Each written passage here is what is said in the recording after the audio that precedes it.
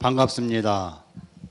오늘 세계로 열린 축복방송을 통해서 말씀을 듣고 계신 시청자 여러분, 또 이 자리에 함께 은혜의 자리에 나와서 이 말씀으로 인하여 은혜 받기를 원하시는 우리 목회자님, 그리고 여러분들에게 오늘 이 시간에 은혜로운 시간, 축복된 시간 되시기를 주님의 이름으로 간절히 축원합니다. 아멘. 오늘 본문의 내용은 제가 더 이상 말씀을 드리지 않아도 여러 번 우리 선배 목사님들에 의해서 말씀을 들었던 바, 그래서 오늘은 제가 제 나름대로의 또 받은 은혜로 하나님께 영광을 돌리고자 합니다.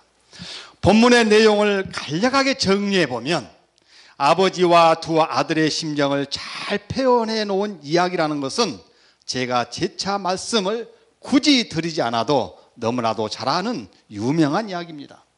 내용인 즉슨 아버지는 두 아들을 잘 지켰지만 아들은 아버지의 재산 중의 일부를 자신에게 돌려달라고 하는 것입니다. 아버지는 아들의 소원대로 재산을 각각 나누어 줬고, 재산을 받은 이 아들은 꿈과 희망을 안고 세상을 향하여 돌진해 갔습니다. 그러나 그들가 생각했던 것처럼 순탄하지는 않았습니다. 모든 것을 탕진하고 뒤늦게 아버지 품에 있을 때가 복된 날이었고 행복한 날이었음을 깨닫게 되는 것이죠. 그래서 이 아들은 자신이 아버지의 아들 된 것을 포기하고 종의 노예가 되어 배고픔이라도 해결해 보자라고 하는 심정으로 아버지께 돌아올 수밖에 없는 아들의 후회와 결단이, 이 아들은 아버지의 아들로서의 신분을 회복되었다라고 하는 말씀입니다. 아버지가 생각하기에는 이 아들이 돌아오지 않았더라면 영원히 죽은 자식으로 아버지의 가슴에 한을 품고 말았을 것입니다. 그러나 아버지는 아들이 집을 나가는 순간부터 아들의 생사를 걱정하지 않을 수가 없었어요. 이것이 아버지의 마음이라고 하는 것입니다. 그래서 아버지는 아들이 돌아올 것을 생각하시고 아들이 집을 나간 그 시간부터 아버지는 대문을 닫지 못하고 해가 저물어 앞이 보이지 않아도 아들을 기다렸을 아버지의 그 심정은 이 아들이 알고 있었겠습니까? 낙엽 소리만 나도 아들의 발자국 소리가 아닌가? 바람 소리만 조금 크게 들려도 아들의 인기척이 아닌가? 이것이 아버지의 심정입니다. 그래서 본문 24절에 말씀하시기를 내 아들은 죽었다가 다시 살아났으며 내가 잃었다가 다시 얻었노라고 하니 그들이 즐거워하더라. 아버지의 마음은 아버지의 말을 어기고 자기 좋자고 집을 나간 부르자의 아들이었지만 아버지는 한 번도 이 아들을 잊어본 적이 없었다라고 하는 것입니다. 반면에 또 다른 큰아들의 마음은 어떠했습니까? 아버지의 말씀을 거역하고 집을 나간 저 못된 녀석을 다시 받아주고 그것도 모자라서 잔치까지 베풀어준 아버지를 미워하고 원망하게 됩니다. 이 맏아들은 아버지께 평소에도 불만이 많았던 것 같아요. 그래서 기회는 이때다 싶었던 거겠죠. 아버지, 나는 아버지의 말씀이라면 아버지의 말씀에 한 번도 반기를 들거나 명령을 어겨본 적이 없었습니다. 그럼에도 불구하고 아버지는 나를 위해서 잔치는커녕 흔해 빠진 염소 새끼 한 마리라도 잡아서 나에게 대접은 준 적이 없잖아요. 그런데 아버지의 재산을 가져다가 다 탕진해버리고 거짓걸로 돌아온 저 아들을 위해서 송아지를 잡고 즐겁게 잔치를 베풀어 준단 말입니까? 아버지, 내가 저 아들보다 못한 게 뭐가 있습니까? 해도 너무하신 거 아닙니까? 내 생각으로는 도저히 아버지의 행동을 이해하지 못하겠습니다. 그리고 지금까지 아버지를 위해 일해온 나는 너무 억울하고 분합니다. 이것이 맏아들의 불평입니다. 아버지는 이 맏아들의 이야기를 듣고 하는 말은 오늘 본문 31절에서 이 아들을 위하여 이렇게 말을 합니다. 아버지가 이르되 예, 너는 항상 나와 함께 있으니 내 것이 다 네 것이로되 이 동생은 죽었다가 살아났으며 내가 잃었다가 얻었기로 우리가 즐거워하고 기뻐하는 것이 마땅하지 않겠느냐. 맏아들은 아버지의 생각과 심정을 헤아리지 못했던 것이죠. 그저 자신의 억울함과 노여움만을 생각하고 아버지에게 따지고 있는 것입니다. 이 큰아들로서는 아버지의 심정과 마음을 조금이라도 이해하였더라면 이 자기의 불평, 불만을 감히 아버지에게 말할 수 있었겠습니까? 그러나 아버지는 불평하고 있느니 맏아들에게 위로의 말을 합니다. 아들아, 그래, 지금까지 아버지에게 함께한 거 다 안다. 그러니 노여 말라. 지금 내게 있는 것이 다 네 것이 아니냐? 그런데 너한테 뭐가 문제냐? 오늘 읽어드리는 말씀의 내용입니다. 오늘날 현대 문명이 발달하고 부족함이 없이 배를 불리며 살아가는 우리들입니다. 오늘 기계가 첨단을 향해 가고 있습니다. 자동화 시스템 속에서 불편함이 없이 살아가는 오늘날 우리의 삶입니다. 이처럼 발달되고 편해진 세상 속에서 살아가는 우리는 지금도 아버지의 품을 떠나서 살아가는 현대판 탕자는 아닌지 오늘 자신을 한번 둘러보자라고 하는 것입니다. 하나님을 떠나서 살고자 하는 마음이 있다면 오늘 본문에서 나오는 탕자의 행동과 전혀 다르지가 않다라고 하는 것입니다. 하나님의 관섭과 하나님의 품에서 벗어나서 내 마음대로 하고 이 한평생을 살아가면 모든 것이 자유할 것이라고 생각하고 있는 우리의 신앙의 형태가 바로 아버지께 탕자가 되어 보겠다라고 하는 것과 똑같은 현상이 아니고 무엇이냐라고 하는 것입니다. 아버지의 품을 떠나고 가족의 품을 떠나서 간섭받지 않고 사는 것이 곧 행복이요 즐거움이요 성공의 비결이라고 생각하고 아버지의 품을 떠난 아들의 생활이 어떠했습니까? 무엇인가는 잘 될 거라고 기대와 계획이 이 아들에게도 있었습니다. 아버지 곁을 떠나면 나도 아버지처럼만큼은 아니어도 버금가는 성공자가 될 것이라고 생각하고 있었던 것입니다. 그런데 그의 말로가 어떠했습니까? 그는 비참하고 처참한 고통의 생활이 있을 때에 비로소 아버지의 품이 그리워지고 그때가 복된 생활이었고 그때가 좋은 상황이었다고 하는 것은 알게 된 이 탕자는 뒤늦은 후회를 하며 아버지의 품을 그리워하며 돌아오는 아들의 비통함이 각자에게 여러분에게 주는 교훈은 무엇으로 남습니까? 오늘 우리에게 주는 교훈은 우리도 하나님 아버지 곁을 떠나면 이와 같이 탕자의 생활을 하게 된다는 사실을 알아야 할 것입니다. 하나님의 자녀된 저와 여러분은 하나님의 자녀로서 하나님의 품을 떠나지 않는 것이 복된 삶이요 행복한 삶인 것을 우리에게 교훈해 주는 말씀인 것입니다. 그런데 불구하고 우리는 굳이 하나님의 곁을 떠나서 살아보고 싶은 욕망이 항상 도사리고 있다라고 하는 것입니다. 오늘 본문 누가복음 15장 25절에서 나타난 이 큰아들의 불평과 원망 섞인 아버지에 대한 불만은 지금 우리의 모습이 아닌가 생각해 보아야 할 것입니다.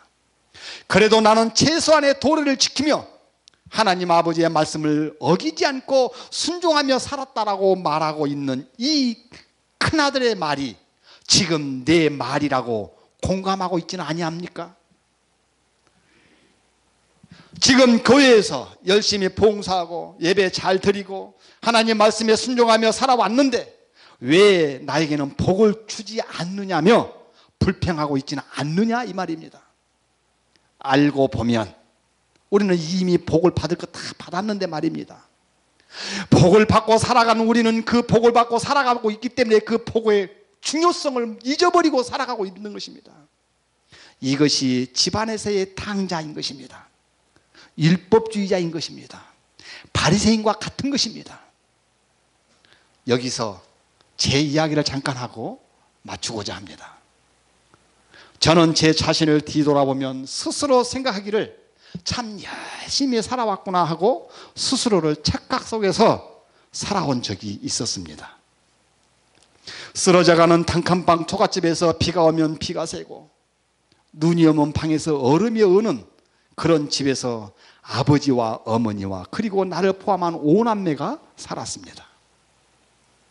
내 나이 8살 때 아버지는 지병으로 돌아가셨습니다. 저희 어머니는 나이 53세의 가부가 되어서 5남매를 위해서 손과 팔이 부러뜨고 물집이 생기도록 남의 밭일과 온갖 굳은 일을 하며 5남매를 기르세만 했던 저희 어머니는 그렇게 하루를 살아가게 됩니다. 저를 45살에 늦둥이로 낳으시고 병치레를 많이 하며 살아온 나를 생명을 부지해온 이 막내는 철딱서니도 없이 배고프다고 울어대고 안 해준다고 울어대고 어머니한테 불평불만을 했던 내가 지금 읽어드린 이 본문의 탕자와 다를 바가 하나도 없었습니다. 그렇게 울어대고 불평하면 저희 어머니는 한 줌의 보리쌀과 밀로 죽을 써서 나에게 주십니다. 그리고 허기지고 배고픈 배를 움켜쥐신 저희 어머니는 밖에 나가서 물 한 바가지도 그 배를 채우시며 밤을 지새야만 하였던 저희 어머님의 심정이 그때는 꿈에도 제가 몰랐습니다. 가진 것이 없어서 자녀들을 학교에 제대로 보내지도 못하고 큰딸, 둘째딸, 셋째딸을 돈 벌러 오라고 객지로 몰아세우시는 어머니의 심정이 어떠했을까를 생각해 보면 아마도 오늘 본문에서 나오는 아버지의 심정이 아니었을까 저는 생각해 봅니다. 내가 어머니 품에 있을 때는 어머니의 그 품이 그렇게 따뜻했고 그리웠던 것을 몰랐던 것처럼 오늘 본문에 나오는 이 탕자는 아버지의 곁에 있을 때 복된 삶이었고 보장된 삶이었음을 그가 몰랐던 거나 내가 지금 그 상황에서 몰랐던 거나 다를 바가 하나도 없었다라고 하는 것이죠. 저의 형님은 초등학교를 다 마치지 못하고 형님만저 돈 벌러 보내야 했던 저희 어머님, 그렇게 자녀에 대한 죄책감으로 평생을 자녀들에게 큰소리 한번 치지 못하고 눈물로 생을 마감하신 저희 어머니를 생각하면 내 가슴이 뜨거워지고 내 심장이 찢어지게 아파옵니다.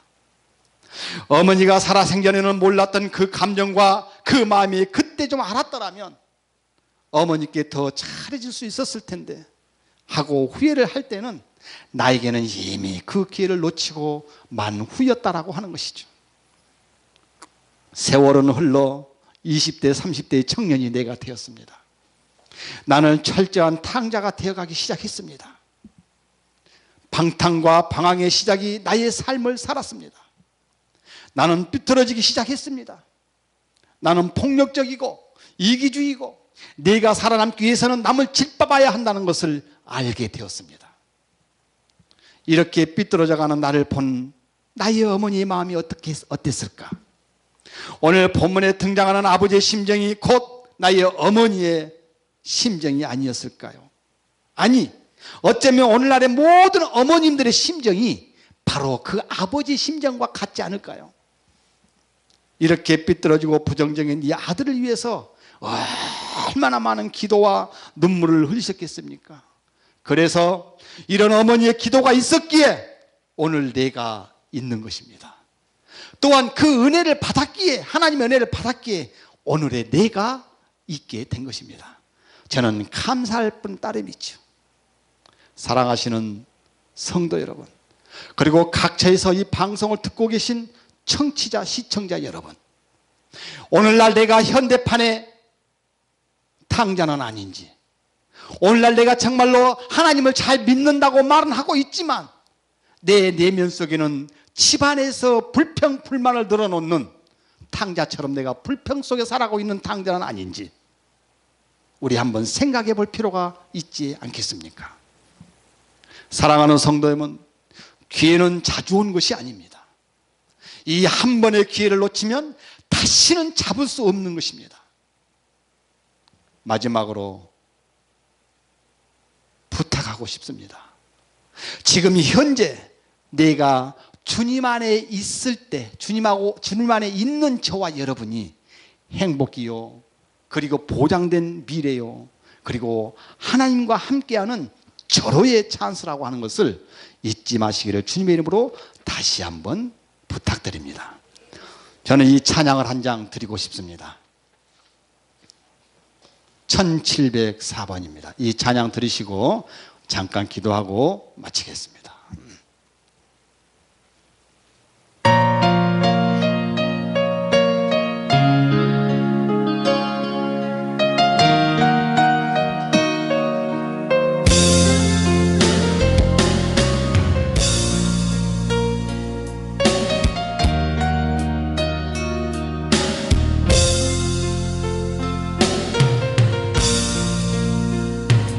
아버지 불러만 봐도 사랑의 눈물 나요. 나 같은 죄인을 사랑하신 아버지 온종일 울어봐도 감당할 수 없는 그 사랑 그 끝이 사랑을 어찌 말로 표현하리. 아버지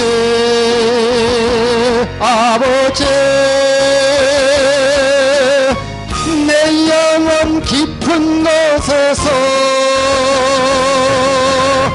불러보는 내 아버지 나의 아버지